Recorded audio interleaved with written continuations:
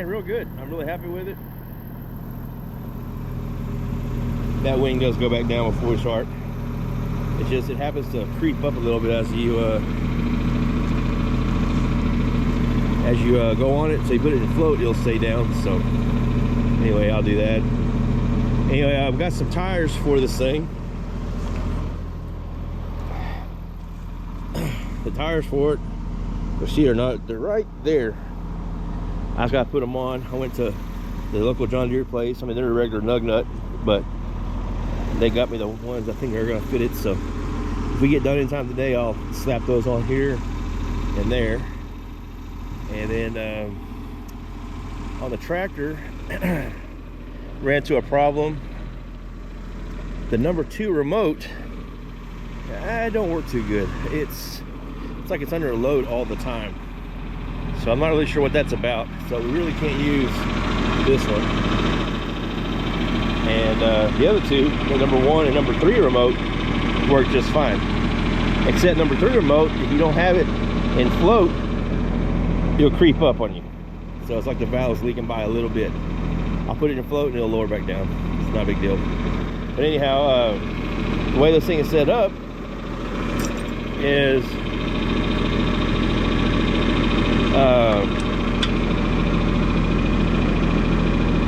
each wing has its own hose. So gravity falls on each side. So you got one hose. So I really, if the number 2 cylinder worked, I'd put it in here and I'd have a cylinder, you know, each remote would have a function. But anyway, what I'm going to do is, I have at the house, I had an issue kind of like this. I had a tractor with 2 remotes and I was pulling a shredder that needed 3. I had a custom made, I made it myself, fitting. You plug it in here and it teed off, and it had 2 more hydraulic fittings that work right here. I just got to go find them. Once I do that, I can tie in both the wings to it, and so it'll operate both wings. Right now, the way I got it is this one does the left, this one does the right wing. This one does the right wing, and this one picks and lowers up the whole shredder itself. I just can't pick up that wing or do anything with it. So anyway, like I said, not a big deal, but it'd be nice to have it where it works like it should. So anyhow, let's get going.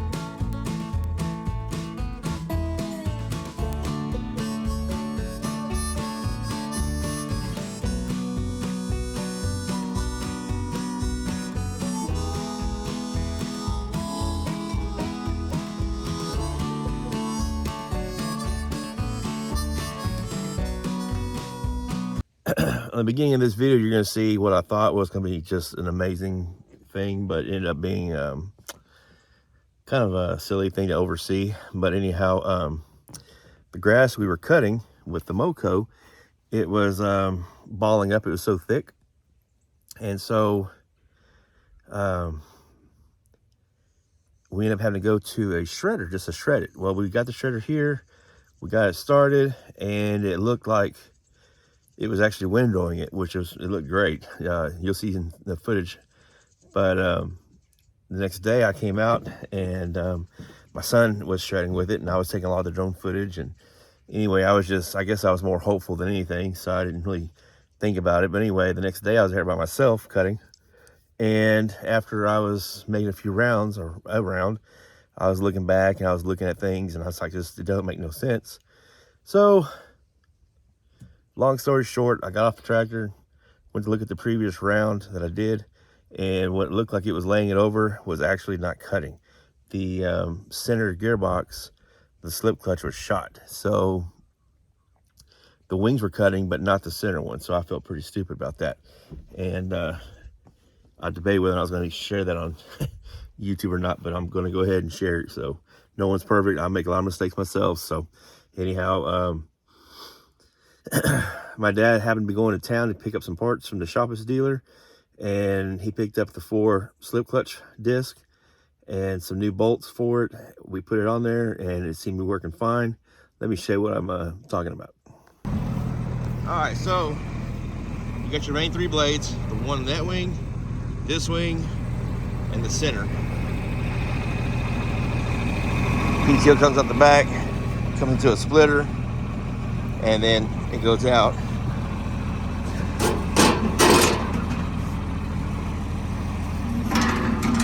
Anyway, it was these blades right here. You see these bigger metal ones right here and here? On each side of them is a slip clutch. And so those 4 little bitty ones, there's 2 on each side of this one on each side of this one, and the one on each side of that one. So there's 4. And so pretty much they were ate up from the get-go. And these bolts were literally just sitting here riding on the bigger pieces down here. So this was turning, but it wasn't turning the shaft in the gearbox.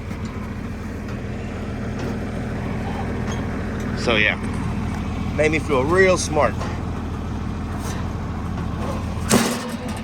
There we go.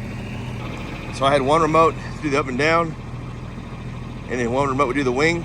So the easy quick fix, ordered a few parts, I plumbed in like a splitter. So now this one remote will split off and do both the wings. So now I can pick it up, and I can actually fold both sides in, which makes it a little bit nicer. You don't have to be quite so wide. But yeah, this is the first time we've ever cut with a 20-foot shredder. So it's pretty intimidating once you get out in the field. You're just like, wow, we're used to 15, so very, very happy with that. We got the majority of one field done. I'm going to try and finish that one, and maybe do one more of the smaller fields by the end of before I have to leave.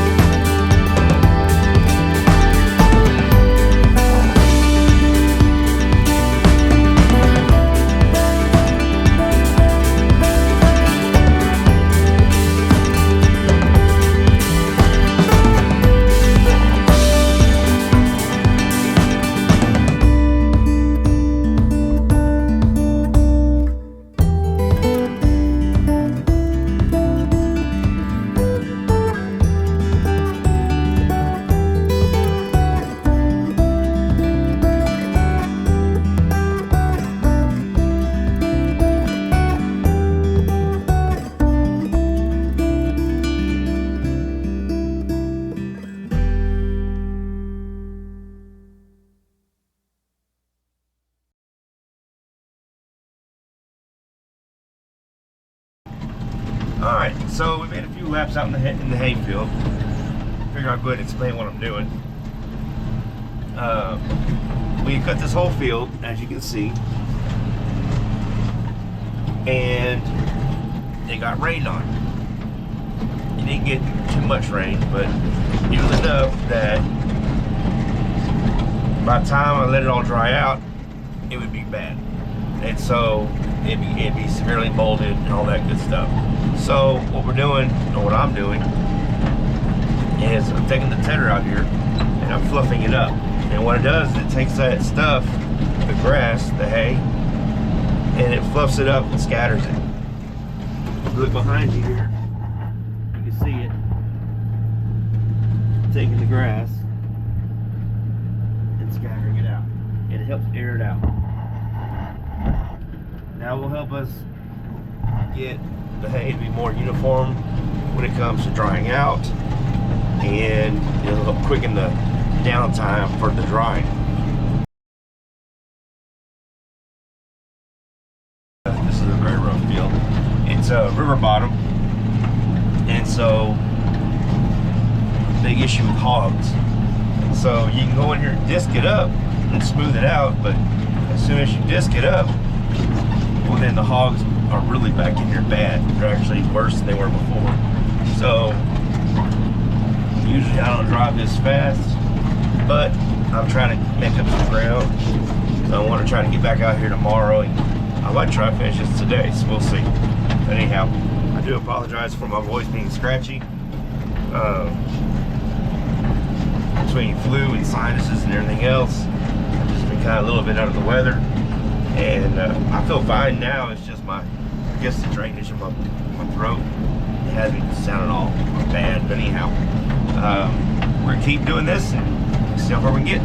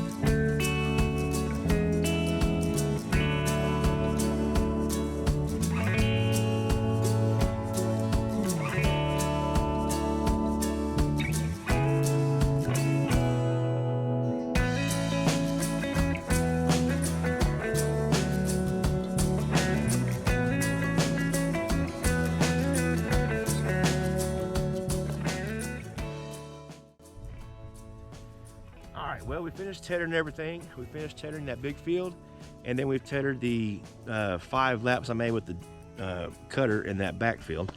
Tether ran great. We've had that tethered now for about 2 years, maybe 3. And they're great to have. I mean, you don't use it unless you just have to use it. So it's not like, you know, something you're going to use every time you do the hay, but it sure is nice to have one in case you need it. The year that I bought it, we were having problems with pop-up showers. And so you'd cut your hay, rake it, and you're about to bale it. Well, then you get a little shower, a little sprinkle, just enough to get the windrow wet. You take your rake it one way, dry it out, rake it back the other way, dry it out again. And when you're fixing to bale it, you get rained on again. And so my dad, he had a tedder similar to it. And so I knew what I was buying, so it wasn't like I was taking a risk. But so I took it up there, and it was the only one they had at the time, which is fine. That's all I really need. But I picked it up, brought it down, and so then whenever it got rained on, I can go out there and just turn it on, run it over the windrow. It just scatters it out, and then I can come back later, re-rake it, and it just really cuts down the dry time tremendously. It's been a great thing. My dad since then has, he got rid of the one he had before. It was a Krone, and it was a good tedder, but he traded in, or got rid of it, and now he has a Kuhn like mine, but it's an 8 basket, so it does pretty much twice the width, which is pretty nice to have. But anyway, it's one of those things. If you need it, you're glad you got it. Otherwise, you don't use it very often. So anyway, but yeah, everything ran good. Sorry about my voice again. Tomorrow I'll come back down. I will see how dry it is where I tethered.